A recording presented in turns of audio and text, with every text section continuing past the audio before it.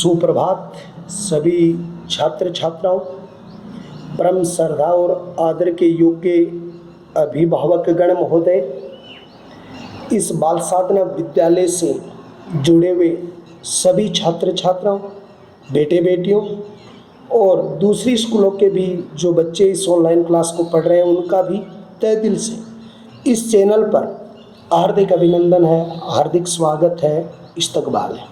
प्रिय छात्रों, आपकी अग्नि परीक्षा का दौर गुजर रहा है। आज वैश्विक महामारी का सबसे बड़ा कहर विश्व जगत में चल रहा है। आप अपने जीवन की कक्षा 10 की सबसे रीढ़ बिंदु के ऊपर चल रहे हैं।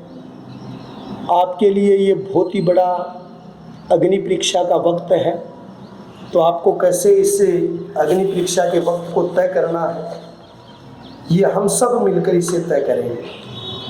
तो आप सभी बच्चे और बेटे बेटियां इसको नियमित रूप से पढ़ते रहें और अपने अध्यापन कार्य को आप सुचारू रूप से जारी रखें। आज हमारा टॉपिक है वो एनएच के बारे के बाद दूसरा टॉपिक हमारा जो शुरू होता है, और उस दूसरे टॉपिक का नाम है राज्य मार्ग। हमारे राज्य मार्ग में, जिसको आप स्टेट हाईवे कहते हो, ये राज्य मार्ग का प्रमुख कारण क्या होता है? राज्य मार्ग के अंतर्गत क्या होता है? राज्य की जिला सड़कों को तथा राज्य की महत्वपूर्ण सड़कों को एनएच, नेशनल हाईवे से तथा विशिष्ट महत्वपूर्ण औद्योगिक इकाइयों से, महत्वपूर्ण जो औद्योगिक इकाइयां हैं, उस महत्वपूर्ण औद्योगिक इकाइयों से, कस्बों से, महानगरों से जोड़ना, जिसका प्रमुख कार्य है वो राज्य राजमार्ग का आता है। ध्यान से देखिए कि राज्य की जिला सड़कों को, राज्य की महत्वपूर्ण जो एनएच निकल रही हैं, उन सड़कों से, विशिष्ट महत्वपूर्ण औद्योगिक इकाइयों से, विशिष्ट कस्बों से, महानगरों से, नगरपालिका नगर निगमों से, यानी विशिष्ट रूप से जोड़ने वाले जो राज्य की महत्वपूर्ण जो सड़कें होती हैं, उन राज्य की महत्वपूर्ण सड़कों को क्या कहा जाता है? राज्य मार्ग कहा जाता है, स्टेट हाईवे कहा जाता है। और इस राज्य के निर्माण की पूरी जिम्मेदारी, निर्माण, रख रखाव, इनके दुरुस्तीकरण, इनके दृढ़ीकरण, इनके चौड़ाईकरण, अगर इसकी पूरी जिम्मेदारी अगर होता है वो पीडब्ल्यूडी की होती है। पीडब्ल्यूडी सार्वजनिक निर्माण विभाग की जिम्मेदारी होती है। पूरा खर्चा राज्य सरकार का लगता है, पूरी जिम्मेदारी राज्य सरकार की होती है। पूरा जो राज्य सरकार विभाग जो है वो उस पर कार्य करता है।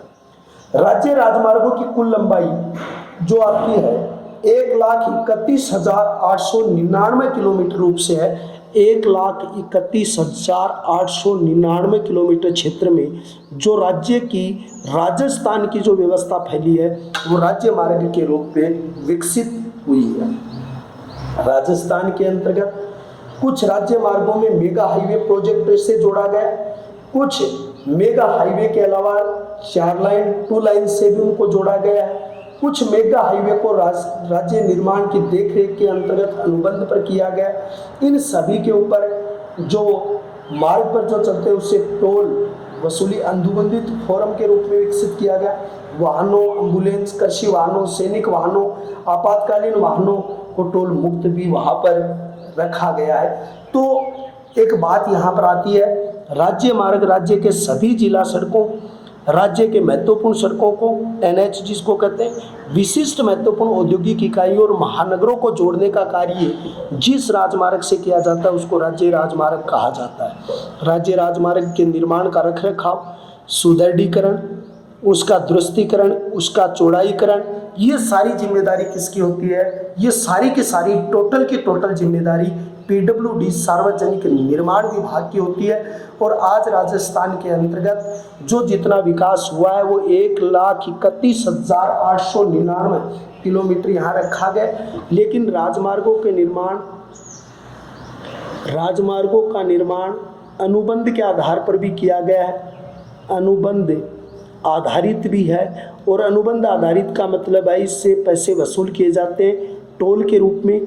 और इस टोल में कुछ अति विशिष्ट सेवाएं, जिसको आप क्या कहते हैं, जैसे आपके सरकारी जितने भी वाहन हैं, सरकारी वाहन के साथ जितने भी आपके कृषि वाहन हैं, कृषि वाहन के साथ एम्बुलेंस है, एम्बुलेंस के अलावा सैनिक वाहन है, सैनिक वाहन के अलावा आपातकालीन वाहन है, ये सारे जो हैं वो इस टोल शुल्क से मुक्त इनको रखा गया है।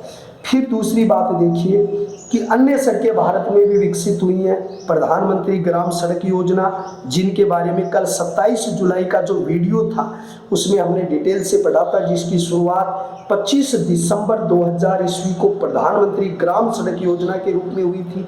1991 की जनगणना के अनुसार 1000 की आबादी वालों वर्ष को 2003 तक जोड़ा गया था। लेकिन इस प्रधानमंत्री सड़क योजना का जो लक्ष्य था वो 500 की आबादी, और जो जनजाति हैं, मरु प्रदेश हैं, पिछड़े हुए हैं, आदिवासी हैं, उन क्षेत्रों में 250 की आबादी वाले क्षेत्रों को यानी इस व्यवस्था से जोड़ा गया था। दूसरी बात आती है सीमांत सड़कों के रूप में। जो सीमांत सड़कों के रूप में, जैसे कुछ राज्य ऐसे आते हैं जो सीमा पर स्थित हैं, जो अंतर्राष्ट्रीय सीमा पर आते हैं, तो सीमांत सड़कें दूसरे रूप में आपको पढ़ी जाती है कि भाई सीमांत सड़कें क्या होती हैं। तो सीमांत सड़कों के अंतर्गत आप लिखोगे अंतर्राष्ट्रीय सीमा पर स्थित, अंतर्राष्ट्रीय सीमा पर स्थित जो राज्य हैं उन राज्यों के अंतर्गत बनाया जाता है। जैसे सीमांत क्षेत्र के अंतर्गत राजस्थान आता है, जम्मू एंड कश्मीर आता है, हिमाचल प्रदेश आता है, पंजाब आता है, उत्तर प्रदेश क्षेत्र यानी इसके अंतर्गत आता है, सिक्किम क्षेत्र आता है, अरुणाचल प्रदेश यानी कि इसके अंतर्गत आता है, बिहार आता है, अंडमान निकोबार द्वीप समूह यानी आता है। यानी भूटान से प्रारंभ की जाती है, भूटान जो देश है उससे प्रारंभ करके जो भारत की जितनी जो स्थलीय सीमा जो लगती है आपकी अंतर्राष्ट्रीय सीमा क्षेत्र में, जो स्थलीय सीमा का जो भाग है, उस संपूर्ण स्थलीय सीमा के आधार पर इन सड़कों को जोड़ा गया है, इन सड़कों को विकसित किया गया है। यानी इन सड़कों का प्रमुख उद्देश्य सीमावर्ती क्षेत्रों के राज्यों का आर्थिक विकास करना, सीमा सुरक्षा को बढ़ाना, सीमावर्ती क्षेत्रों के ऊपर अधिक से अधिक सुविधाओं को जुटाना, इनका प्रमुख उद्देश्य रहा है। राजस्थान में डामर की सड़कों की लंबाई यानी जो 31/3/2000 का जो प्रावधानिक की जो व्यवस्था रही है, तो 2016 तक के आंकड़े जो आपकी बुक में माध्यमिक शिक्षा बोर्ड ने दिए हैं उसके हिसाब से अगर देखा जाए तो राजस्थान के अंतर्गत NH की लंबाई जो है 8120, जो 2016 तक का जो आंकड़ा है उसमें 8120 आती है। उसके बाद में स्टेट हाईवे आती है, स्टेट हाईवे के अंतर्गत 14,970 किलोमीटर यानी दूसरे रूप में आती है। तीसरे रूप से जो मुख्य सड़कें आपकी आती हैं उन मुख्य सड़कों में 65,098 इसके अंतर्गत आती हैं। उसके बाद अन्य सड़कें जो हैं उस अन्य सड़कों के अंतर्गत 27,760 यानी जो सड़कें इसके किलोमीटर क्षेत्र में फैली हुई हैं। फिर दूसरी बात आती है ग्रामीण सड़कें हैं। ग्रामीण सड़कें 1,14,780 किलोमीटर क्षेत्र में फैली हुई हैं और इनका योग होता है 1,72,175 किलोमीटर क्षेत्रफल में।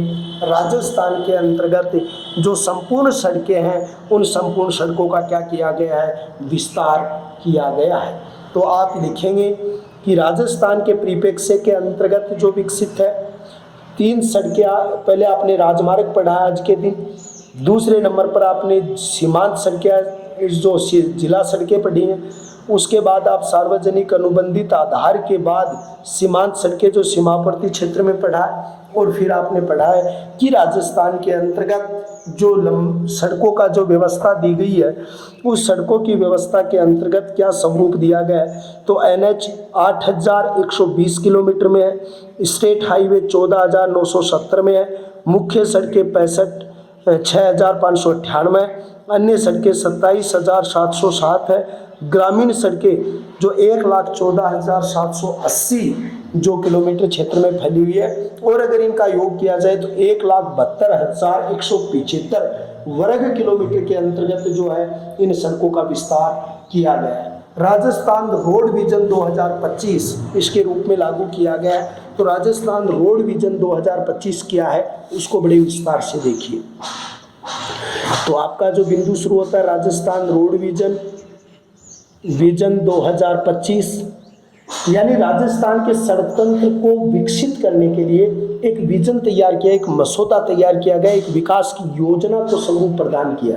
सार्वजनिक निर्माण विभाग द्वारा 21वीं सदी से पहले 25 साल में सड़कों के विकास के लिए दीर्घ विधि का एक विजन तैयार किया गया है।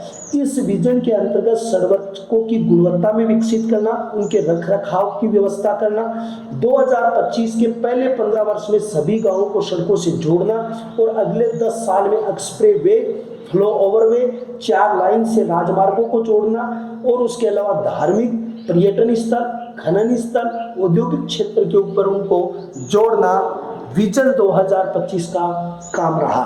तो विजन 2025 क्या है? पहली बात तो ये 25 साल का ये प्रोग्राम है। फिर विजन प्रोग्राम के अंतर्गत क्या किया गया है तो उसे आप ध्यान से देखिए। यानी सड़कों की गुणवत्ता पहले नंबर पर तो है कि सड़क होंगी वो गुणवत्तापूर्ण होगी। फिर उनका रख रखाव अच्छे दृष्टिकोण से और अच्छे स्वरूप के अंतर्गत होना चाहिए। फिर रोड विजन 2025 के अंतर्गत क्या किया गया, यानी इसके 2 रूप बनाए गए, प्रथम 15 साल प्लस 10 साल। प्रथम 15 साल के अंतर्गत तो इसका प्रमुख कारण क्या होगा, यानी पहले 15 साल में तो रोड विजन में सभी गांवों को सड़कों से जोड़ा जाएगा। सभी गांवों को सड़कों से जोड़ा जाएगा। सभी गांवों को किससे जोड़ा जाएगा? सड़कों से जोड़ा जाएगा। और दूसरी बात है अगले 10 साल तक क्या किया जाएगा। फिर आपके साथ दूसरा बिंदु रह गया, अगले 10 साल तो सभी गांवों को सड़कों से जोड़ा जाएगा 15 साल में, और अगले 10 गांव जो है उस अगले 10 वर्ष है उसमें एक्सप्रेस वे से जोड़ा जाएगा, फ्लाईओवर से जोड़ा जाएगा, फ्लाईओवर, एक्सप्रेस वे, 4 लाइन, 6 लेन, उसके अलावा धार्मिक, खनन, औद्योगिक, पर्यटन, इन सबको जोड़ा जाएगा। तो आपसे प्रश्न पूछा जाएगा, जैसे अब माध्यमिक शिक्षा बोर्ड की जब एग्जाम होंगी तो उस एग्जाम में पूछा जाएगा राजस्थान रोड विजन 2025 क्या है, तो उस पर आप लिखोगे कि राजस्थान की रोड विजन तो 2025 है, उसका प्रमुख उद्देश्य राजस्थान में गुणवत्तापूर्ण सुदृढ़ीकरण और व्यवस्थित सड़कों के निर्माण का विकास करना या निर्माण को बढ़ावा देना। इसके 2 स्वरूप 15 वर्ष में तो होगा सभी गांवों को, ताकि वो महत्वपूर्ण गांव जो व्यवसाय से, शहरों से, शैक्षणिक औद्योगिक इकाइयों से नियमित रूप से वो जुड़ चुके हैं, इसलिए प्रथम 15 साल के अंतर्गत गांवों को सड़कों से जोड़ा जाएगा।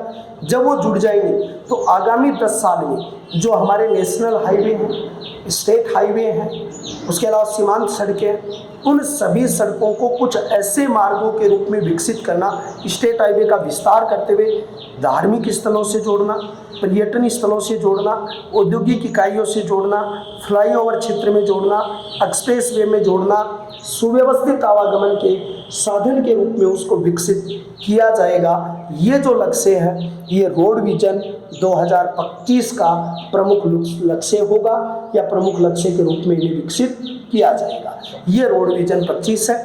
प्रिय बच्चों, एक चीज याद रखना, रोड विजन 25 पर भी प्रश्न पूछ सकता है। प्रधानमंत्री ग्राम सड़क योजना है, हरित सड़क योजना है, मेगा हाईवे सड़क योजना है, उसके अलावा नरेगा राष्ट्रीय राजमार्ग योजना है, स्वर्णिम चतुर्भुज है, उत्तरी दक्षिणी, ये सारे टॉपिक जो हैं वो कंपटीशन के लिहाज से भी काफ़ी महत्वपूर्ण है और आपके वर्तमान जो तैयारी के दृष्टिकोण से अगर इनको देखा जाए तो भी ये काफ़ी क्या है, महत्वपूर्ण रूप से यानी कि आते हैं।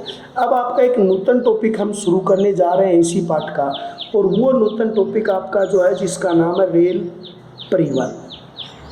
कौन सा टॉपिक है? रेल परिवहन। भारत के अंतर्गत रेल व्यवस्था की विकास हमारी व्यापारिक इच्छाओं, व्यापारिक उद्देश्यों को पूरा करने के लिए हमने भारत रेल व्यवस्था का विकास किया है। विश्व में सबसे पहले रेल की शुरुआत 1825 ईस्वी में लिवरपूल से मैनचेस्टर के बीच हुई थी। तो सबसे पहला बिंदु आपको देखना पड़ेगा कि विश्व जगत में रेल की शुरुआत कहाँ से हुई है।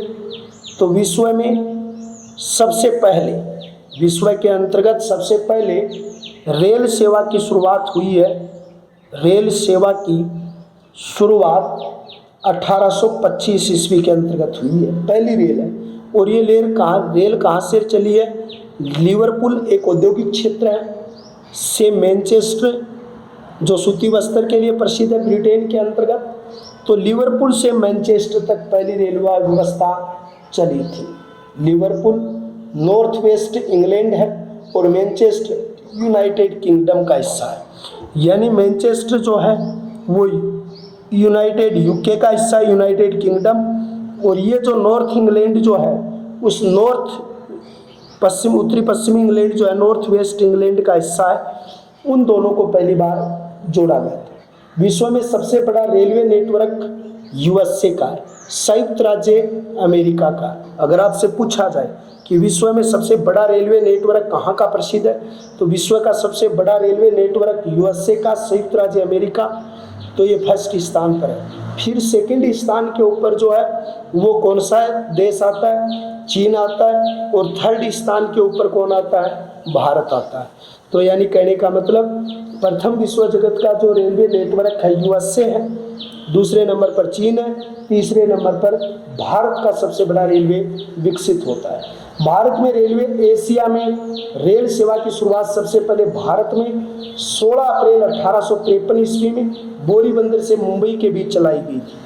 अगर बात आपको ये की जाए भारत में सबसे पहले रेल व्यवस्था की शुरुआत कहाँ से हुई, तो भारत में सबसे पहले रेल व्यवस्था की जो शुरुआत है वो रेल व्यवस्था की शुरुआत 16 अप्रैल सन 1853 ईस्वी के अंतर्गत हुई थी।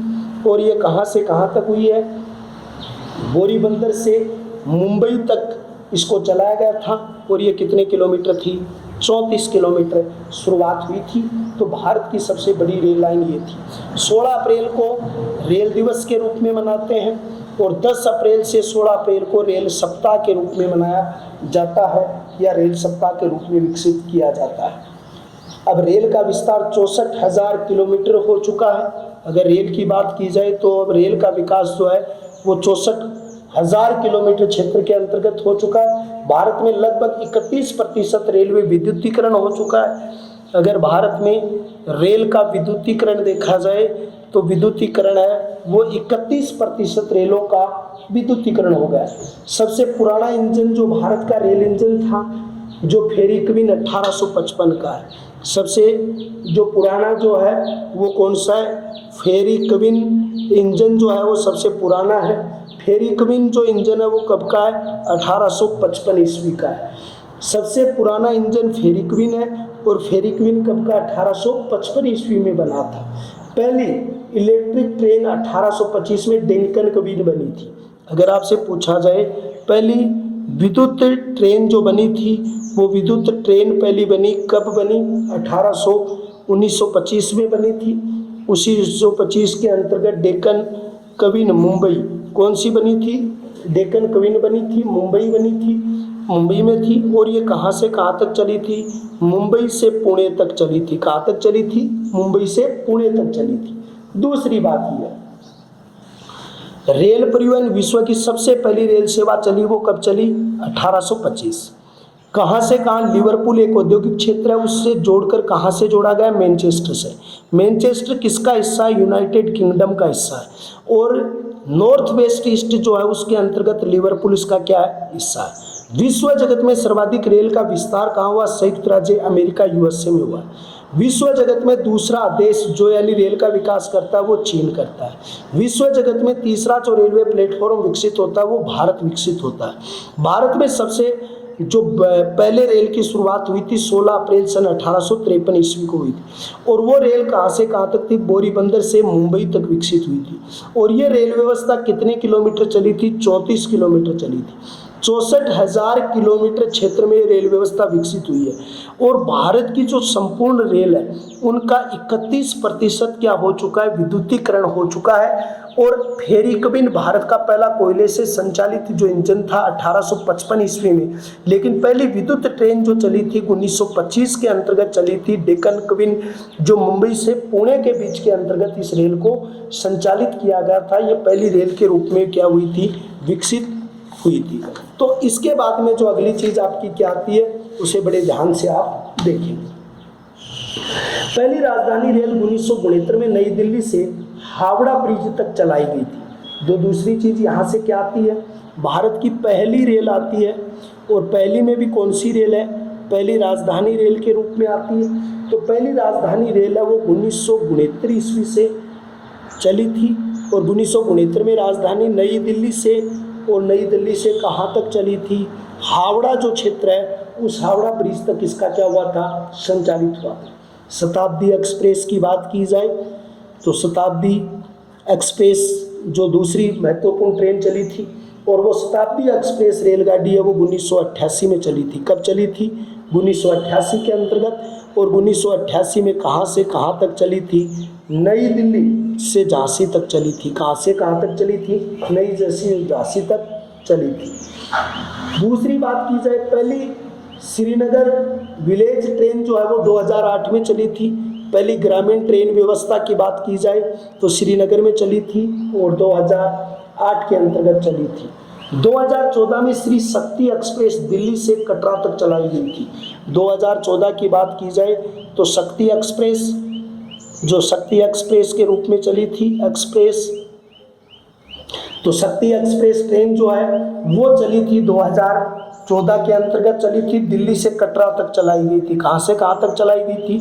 दिल्ली से कटरा जो क्षेत्र है उसे दिल्ली से कटरा क्षेत्र तक उसको संचालित किया गया था। 2014 में मेघालय राज्य में ट्रेन की शुरुआत की गई थी। और कहा जाता है इसमें मेदिनी पाथर गुवाहाटी तक इसको चलाया गया था।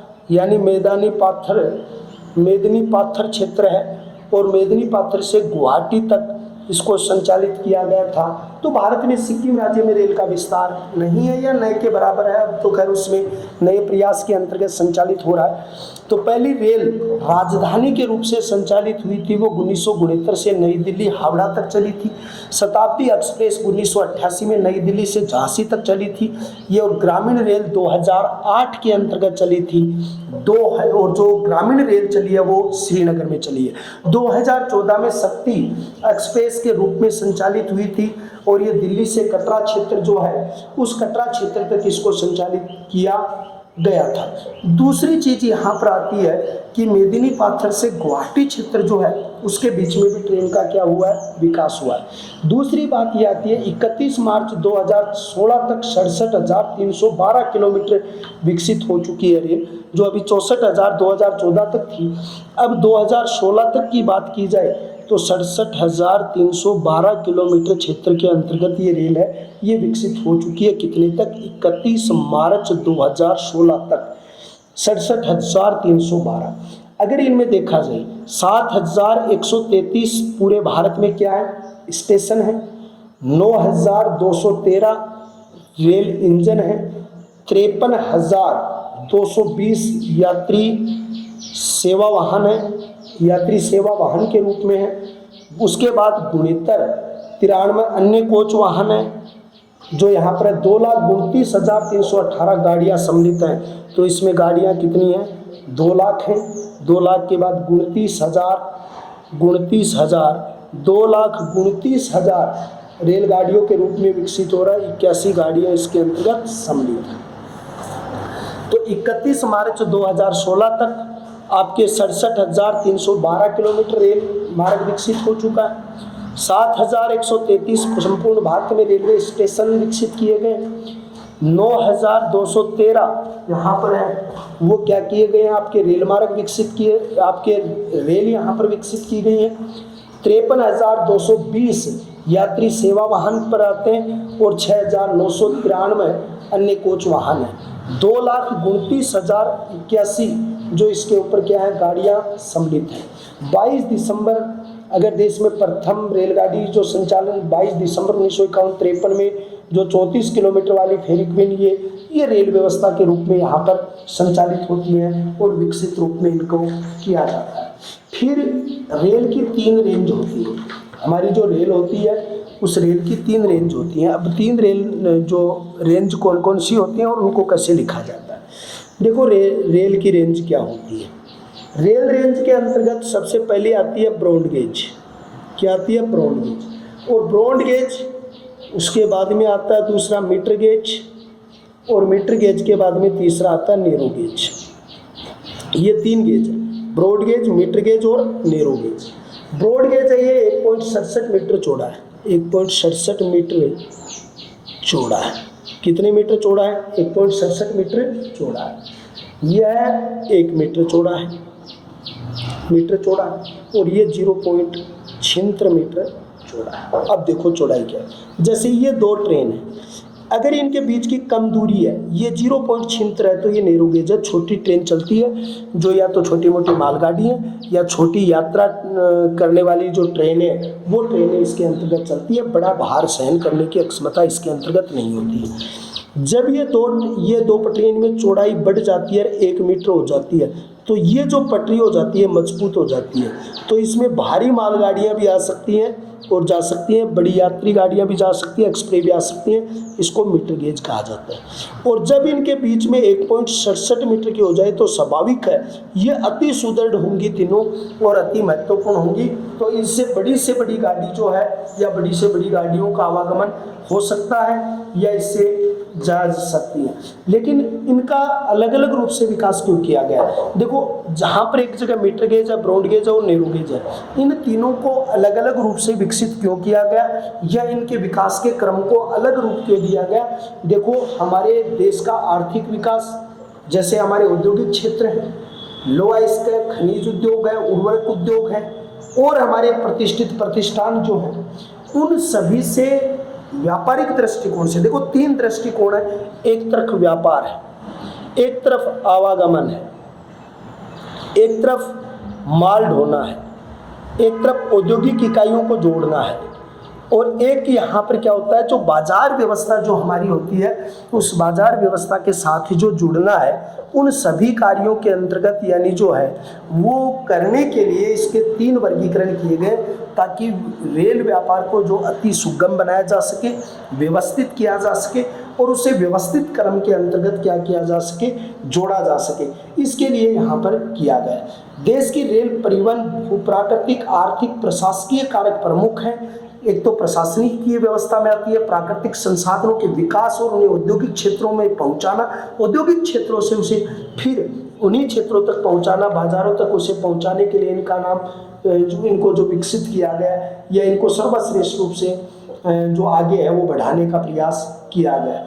लेकिन एक चीज़ आती है यहाँ पर, और वो चीज़ ये आती है कि भारत की रेल व्यवस्था के अंतर्गत कुछ आमूलचूल परिवर्तन किए गए। एक और गेज है जिसका नाम स्टैंडर्ड गेज है, जिसमें 1.58 मीटर चौड़ा, ये पहली ट्रेन 2010 में चली थी। अगर इनमें भी एक चीज़ और बढ़ाई गई है जिसको स्टैंडर्ड गेज कहते हैं, ये 1.58, ये तो 1.67 है, ये 1.58 मीटर के ऊपर जो संचालित की है, इसको स्टैंडर्ड गेज के नाम से जानते हैं या स्टैंडर्ड गेज के रूप में विकसित किया गया। और इस एक युवा एक्सप्रेस चलाई गई है दिल्ली मुंबई, दिल्ली से सबसे सस्ती ट्रेन है, जो युवा रोजगार नहीं लगे या जो रोजगार पढ़ने के लिए जो बच्चे जाते हैं उनके लिए विशेष सुविधाओं में। सबसे लंबी दूरी तय करने वाली ट्रेन है वो विवेक एक्सप्रेस है, जो डिब्रूगढ़ असम से कन्याकुमारी तक 4286 किलोमीटर तक है। तो कहाँ से? डिब्रूगढ़ से है और कहाँ तक है? कन्याकुमारी तक है।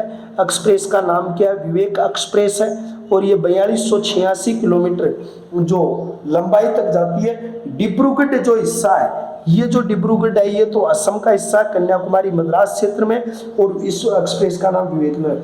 दूसरी लंबी तय करने वाली ट्रेन हिमसागर एक्सप्रेस है, जो सीमावर्ती क्षेत्रों के अंतर्गत विकसित होती है।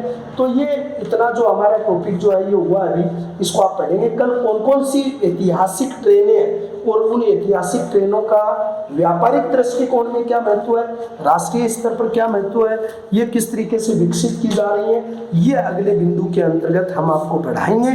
तो ये पढ़ाई गई जो सारी चीज़ें हैं इनको बड़े लगन से आप पढ़िए। इनमें भी एक बच्चों ध्यान रखना, standard gauge, metre gauge, narrow gauge, उसमें शताब्दी एक्सप्रेस, उसके अंतर्गत राजधानी एक्सप्रेस, ट्रेनों का विस्तार कितना है, मीटर गेज क्या होती है, नैरो गेज क्या होती है, पहली ट्रेन कहाँ से चली थी, पहला विद्युत इंजन कहाँ बना था, ये सारी चीज़ें जो बच्चों हैं वो आपके लिए अति महत्वपूर्ण है और उन्हीं तथ्यों के आधार पर आपकी आगामी परीक्षाओं में जो पेपर है वो बनेंगे। तो सभी बच्चे पढ़िए, ध्यान से इसको लगन से ध्यान रखिए और नियमित